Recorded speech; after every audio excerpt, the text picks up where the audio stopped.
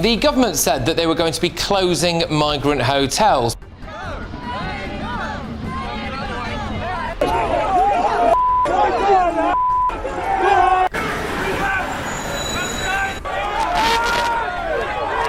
Breaking news, Whitehall, the very heart of government in London, has been locked down. A massive political protest is unfolding at this very moment. But this is not your everyday demonstration. This is a direct, unmistakable expression of anger aimed squarely at the party most likely to form the next government, Labour, and at the centre of the storm. Sir Keir Starmer, what could possibly provoke such raw collective fury against a party on the verge of power? The answer is both shocking and simple. One single political decision, an abrupt, unexpected pivot that has torn the Labour Party apart from within. The anger is palpable. It is not just the anger of activists wielding banners, chanting slogans, or waving flags. It is an anger rooted in financial reality, in political cynicism, and in the bitter sense among ordinary Britons that Westminster priorities have drifted far from the needs of the people. This is a storm brewing from multiple directions, cutting deep through the Labour Party's very foundation. And tonight, that fracture is visible for all to see. Estimates suggest that as many as 110,000 citizens have made their way to Whitehall. This is not simply a protest. This is a mass, visceral rejection of the man aiming to be the next Prime Minister of the United Kingdom, the Spark. Labour's abrupt and dramatic U-turn on its historic asylum policies. Policies that had long been a cornerstone of the party's progressive agenda have now been rewritten, replaced with hardline measures that include the threat of deporting established families and reviewing the asylum status of those who have been in the UK for years. The result has been nothing short of political chaos. Activists see the move as cruel and calculated. The general public sees it as incompetent and fiscally reckless. For ordinary taxpayers, the policy is less about morality and more about money, a guarantee of complex, drawn-out, costly legal battles that could consume billions over decades. For years, the public scrutiny had been firmly aimed at the Conservatives. Their failures to control spending and manage migration had long been a target of popular outrage. Now, that same anger has been redirected at Starmer, questioning why a party that positions itself as responsible would embrace policies likely to worsen an already critical financial and social situation. The financial dimension of this crisis cannot be overstated. The figures are stark £15 billion. That is the documented sum that British taxpayers have already poured into handling the asylum system, and this is not static. Every day, this number climbs. Every day, the cost grows, feeding the growing perception that Labour's policy shift has failed to deliver any meaningful solution. Yet the public's frustration is not merely about the total cost. It is about what the money is actually buying. While countless British families struggle under soaring energy bills, rising living costs, and overstretched public services, those arriving illegally via the channel are being provided with what many would consider luxurious conditions. State-funded 4-star hotel accommodation, 3 guaranteed meals a day, new clothing, and priority access to healthcare are all immediately provided. For many, this represents a moral and practical contradiction. A protester at Whitehall labelled it as cruelty, but the question for ordinary citizens becomes, if this level of support is considered cruelty for those arriving illegally, what is the word for the hardship endured by the citizens footing the bill? The perceived hypocrisy extends further. The majority of arrivals are fit, working-age men, individuals who, according to estimates, paid smugglers £3,000 to £4,000 to secure passage to the UK. They possess the means to fund their journey. Yet upon arrival, they immediately gain access to comprehensive state-funded support. The public outrage is simple but profound. Why should British taxpayers subsidise the lives of individuals who already had the financial means to arrive illegally? The perception that the system rewards those who can pay their way in, rather than protecting the truly vulnerable, has become the combustible fuel behind nationwide anger. The political implications are severe. Starmer's dilemma goes beyond managing billions of pounds or navigating protests. He is caught in a dual firestorm: hostility from his own party's left wing and deep scepticism from the electorate. The left's fury stems from perceived cruelty, the apparent reversal of long-standing progressive values on asylum.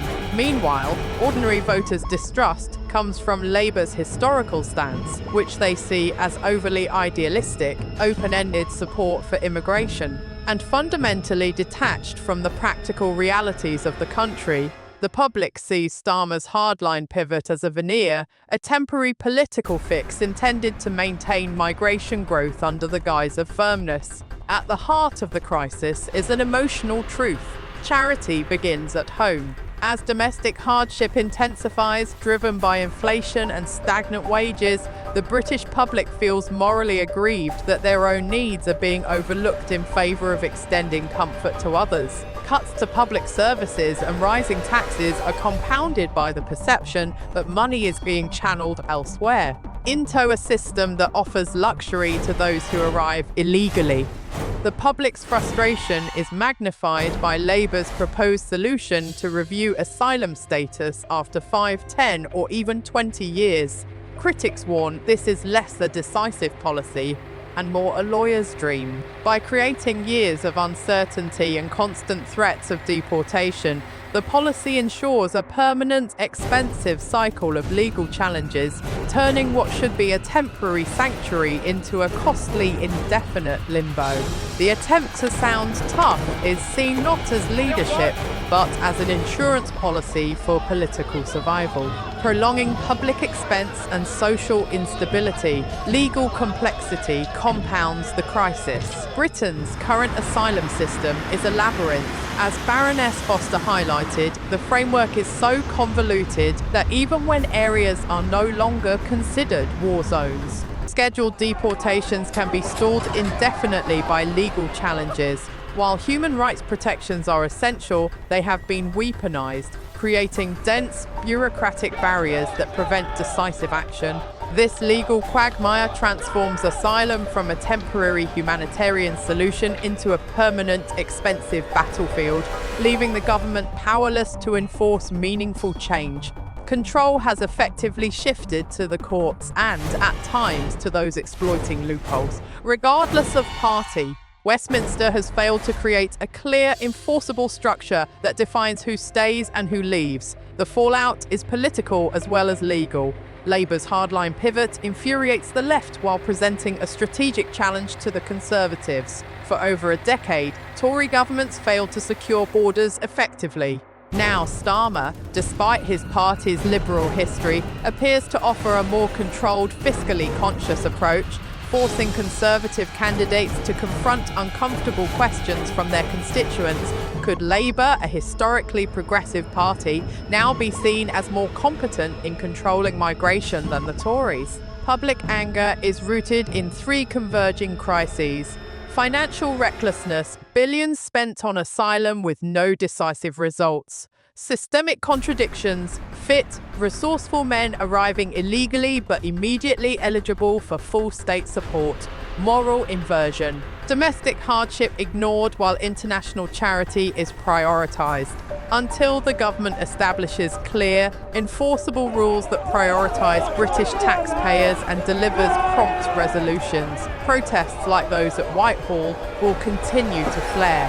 Starmer's Labour attempted a perilous balancing act, promising both competence to centrists and compassion to the left. The result is a siege from both sides, activist outrage and taxpayer fury converging on Whitehall. Already, the public has shouldered £15 billion in costs to address a system that shows no end in sight. The lesson is stark and uncomfortable for all voters.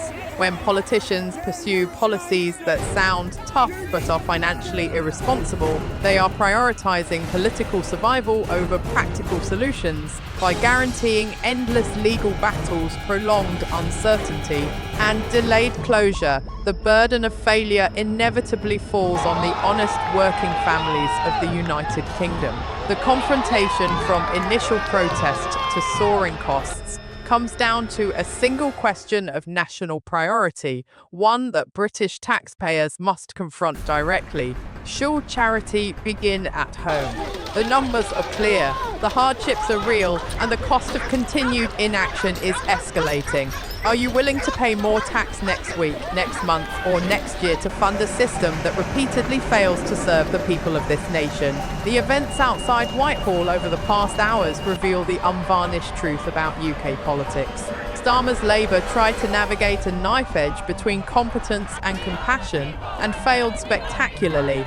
Both activist anger and taxpayer frustration now converge, spotlighting a crisis for which the public has already spent an astronomical £15 billion. Until policies are fiscally responsible, enforceable, and decisive, the illusion of action will continue to dominate over actual results. Politicians may promise control and competence, but without clarity and accountability, the cost will always fall on ordinary families. Do you believe charity begins at home? Should the government prioritise its citizens before extending resources abroad?